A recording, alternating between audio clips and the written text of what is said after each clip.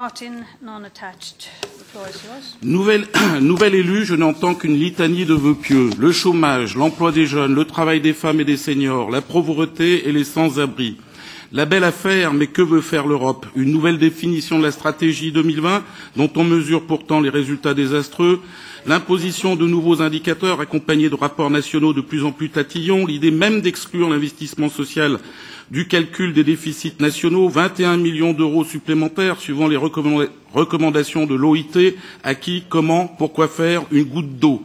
Mais je n'entends jamais parler des questions de fond. Qui crée l'emploi et qui provoque le chômage de masse? Les entreprises, particulièrement les PMI, PME, TPE, qui représentent 80 à 90% des emplois salariés, le tutorat par exemple, pour résoudre le chômage des jeunes et la perte d'emploi des seniors.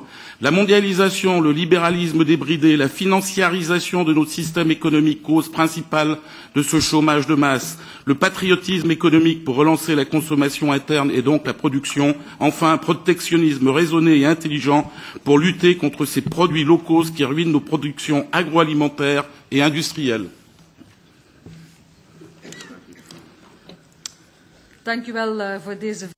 Je vous remercie de cette question. Vous avez cité toute une liste de points. J'ai surtout écouté votre question. J'ai entendu patriotisme, fermeture des frontières. C'est une tendance qui se dégage et je voudrais renvoyer à mon introduction. Ne vous attendez pas à ce que je vous donne des réponses simplistes à des problèmes complexes. Le problème du chômage est beaucoup plus compliqué qu'il ne peut en avoir l'air.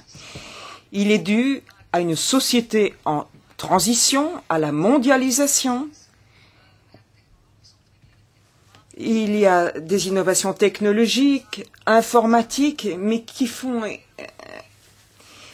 provoquent également une autre échelle. Mais plutôt que d'essayer d'arrêter tout cela, il vaut mieux nous préparer, nous former.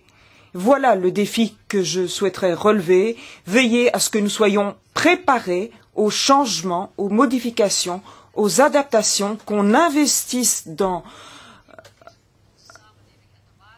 les ressources humaines, les personnes, car ce sont là les valeurs fondamentales de l'intégration européenne et nous voulons maintenir ces valeurs. Voilà le défi à relever.